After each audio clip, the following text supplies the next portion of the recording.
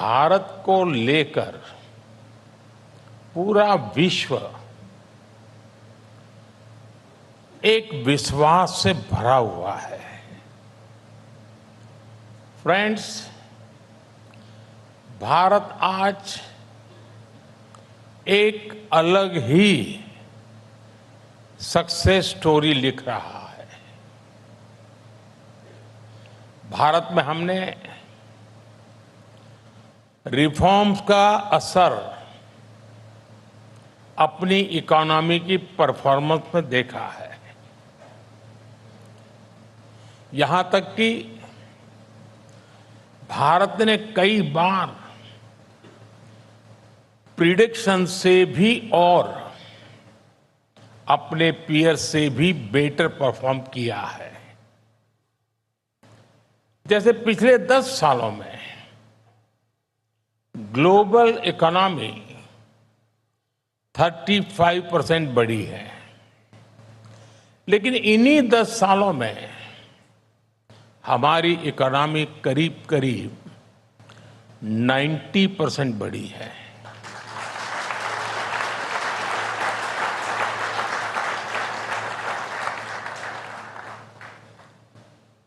ये वो sustain growth है जो हमने हासिल की है।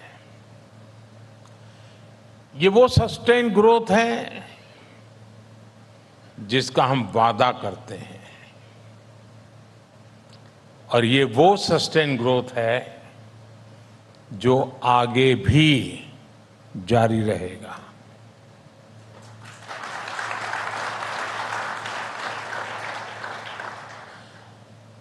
फ्रेंड्स, बीते वर्षों में भारतीयों के जीवन में हम बड़ा बदलाव लाने में सफल हुए हैं। हमारी सरकार ने भारत के करोड़ों करोड़ नागरिकों के जीवन को छुआ है। देश के नागरिकों को गुड गवर्नेंस देना ये हमारा संकल्प है। देश के लोग बीते 10 वर्षों में देश की उपलब्धियों को देख रहे हैं। इसलिए आज भारत के लोग एक नए विश्वास से भी भरे हुए हैं। विश्वास खुद पर, विश्वास देश की प्रगति पर, विश्वास नीतियों पर, विश्वास निर्णयों पर और विश्वास नियत पर भी है।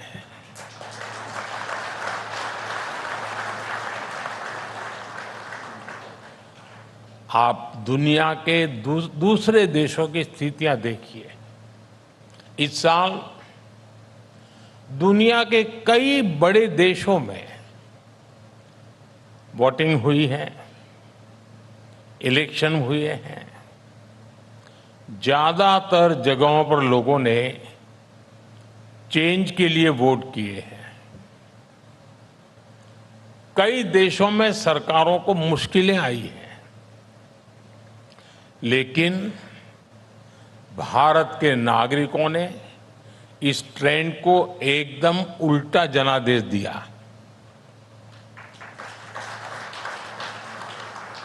भारत के वोटर्स ने 60 साल बाद किसी सरकार की हैट्रिक लगवाई है।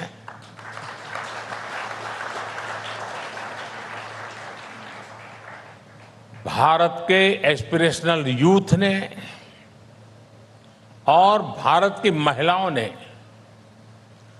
कंटिन्यूटी के लिए वोट किया है।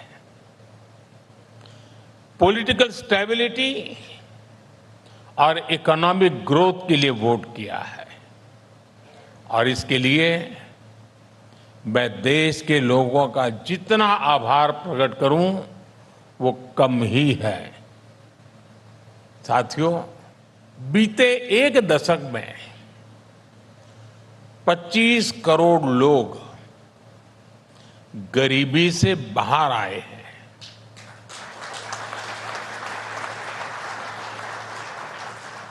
और ये लोग सिर्फ गरीबी से बाहर आए इतना ही नहीं है, उन्होंने एक नियो मिडिल क्लास का निर्माण किया है।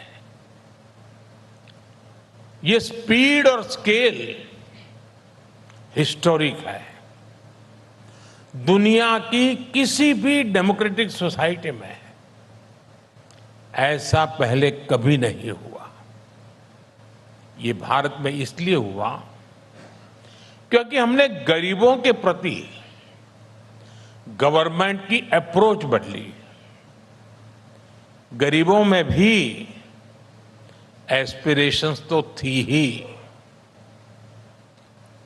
फाइटिंग स्पिरिट तो हमसे भी ज्यादा होती है, लेकिन उनके रास्ते में बहुत सी बाधाएं भी थी। जैसे उनके पास बैंक अकाउंट नहीं थे, बेसिक सुविधाएं नहीं थी, और ऐसी स्थितियों में हमने गरीबों को एम्पावर करने का रास्ता चुना। हमने उनके रास्ते से बाधाएं हटाई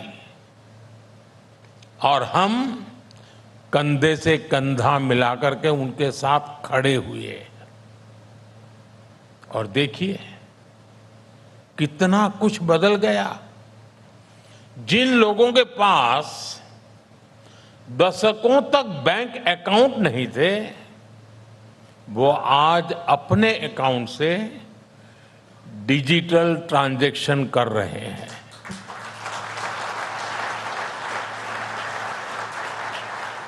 जिनके लिए बैंकों के दरवाजे बंद थे, उन्हें आज बिना गारंटी बैंक लोन्स मिल रहे हैं। वो आज एंटरप्रेन्योर बन रहे हैं। जो लोग दुनिया में हो रहे बदलावों से अनजान थे, आज उनके पास डिवाइस भी हैं, कनेक्टिविटी भी है, और वो बेटर इन्फॉर्म्ड सिटीजन है।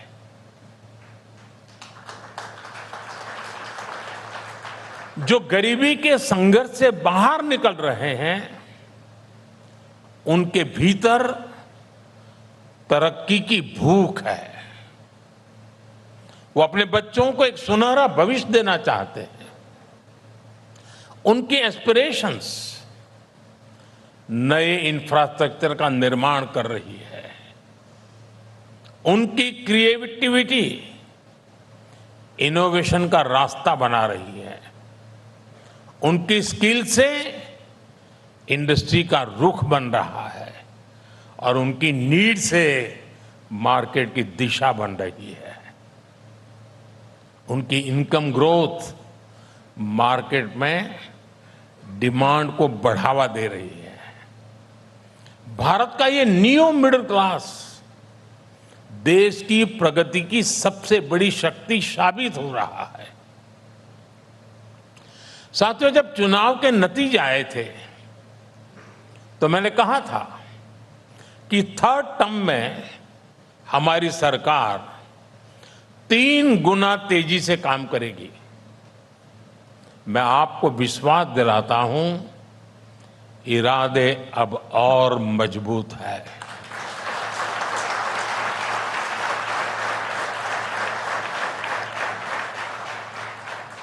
और हर देशवासी की तरह सरकार भी पूरी तरह से आशा और विश्वास से भरी हुई है। अभी थर्ड टर्म की सरकार बने 100 दिन भी पूरे नहीं हुए हैं। हम फिजिकल इंफ्रास्ट्रक्चर को आधुनिक बनाने में जुटे हैं। हम सोशल इंफ्रास्ट्रक्चर का विस्तार कर रहे हैं। हम रिफॉर्म्स में भी निरंतर आगे बढ़ रहे हैं। बीते 3 महीनों में हमने गरीबों के लिए, किसानों, नौजवानों, महिलाओं के लिए एक के बाद एक बड़े फैसले लिए हैं। हमने गरीबों के लिए 3 करोड़ नए घरों को स्वीकृति दी। हमने यूनिफाइड पेंशन स्कीम की घोषणा की। 1 लाख करोड़ रुपए के एग्रीकल्चर इंफ्रा फंड के लिए विस्तार का उसका फैसला हुआ। बेहतर क्वालिटी के बीजों की 100 से अधिक वैरायटी जारी की। 2 लाख करोड़ रुपए के पीएम पैकेज की घोषणा हुई, जिसका सीधा फायदा 4 करोड़ से ज्यादा युवाओं को मिलेगा। और 100 दिन के भीतर ही देश में 11 लाख ग्रामीण बैकग्राउंड की सामान्य परिवार की 11 लाख नई लखपति दीदी बनी है। साथियों, हमारे लिए इंफ्रास्ट्रक्चर सिर्फ लंबाई, चौड़ाई, ऊंचाई बढ़ाने तक सीमित नहीं है।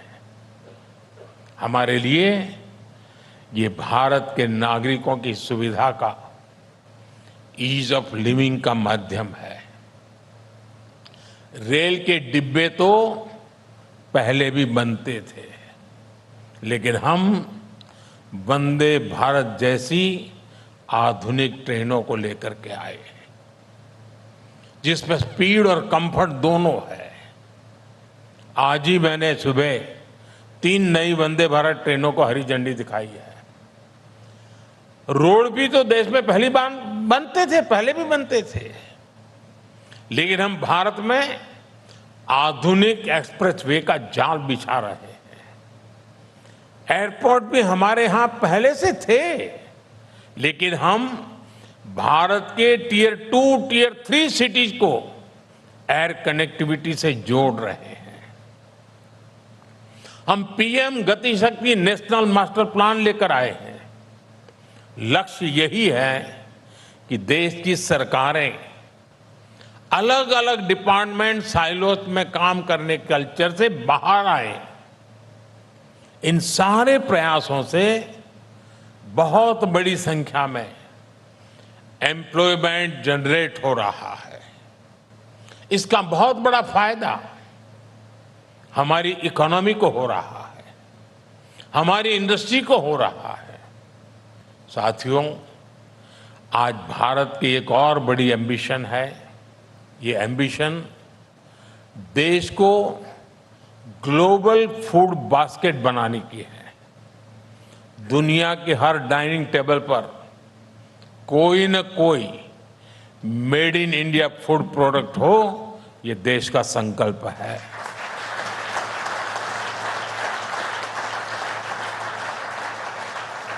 इस संकल्प की सिद्धि के लिए हम कई सारे काम एक साथ कर रहे हैं। आज ऑर्गेनिक फार्मिंग, नेचुरल फार्मिंग पर जोर दिया जा रहा है। हमारे डेयरी प्रोडक्ट्स, हमारे सी फूड, इनकी क्वालिटी पर जोर है। आपने देखा है, पिछले साल पूरे विश्व ने इंटरनेशनल मिलेट ईयर मनाया। किसकी पहल पर? भारत की पहल पर हुआ। दुनिया में मिलेट्स का सबसे बड़ा प्रोड्यूसर कौन है? हिंदुस्तान है। और ये मिलेट्स सुपर फूड है। ये प्रकृति के लिए भी अच्छे हैं, प्रगति के लिए भी अच्छे हैं। मुझे खुशी है कि आज भारत दुनिया के टॉप फूड ब्रांड्स में जगह बना रहा है। साथियों, हमने भारत को 2047 तक विकसित भारत बनाने का संकल्प लिया है।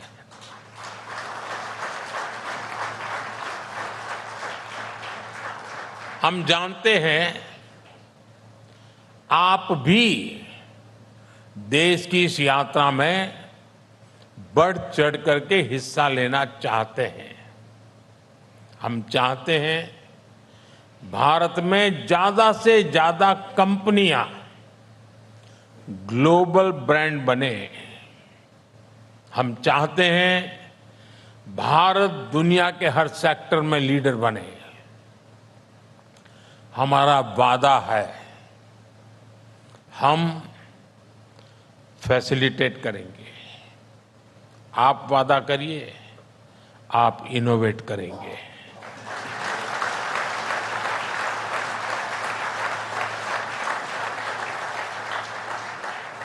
हमारा वादा है, हम रिफॉर्म करेंगे। आप वादा करिए, आप परफॉर्म करेंगे।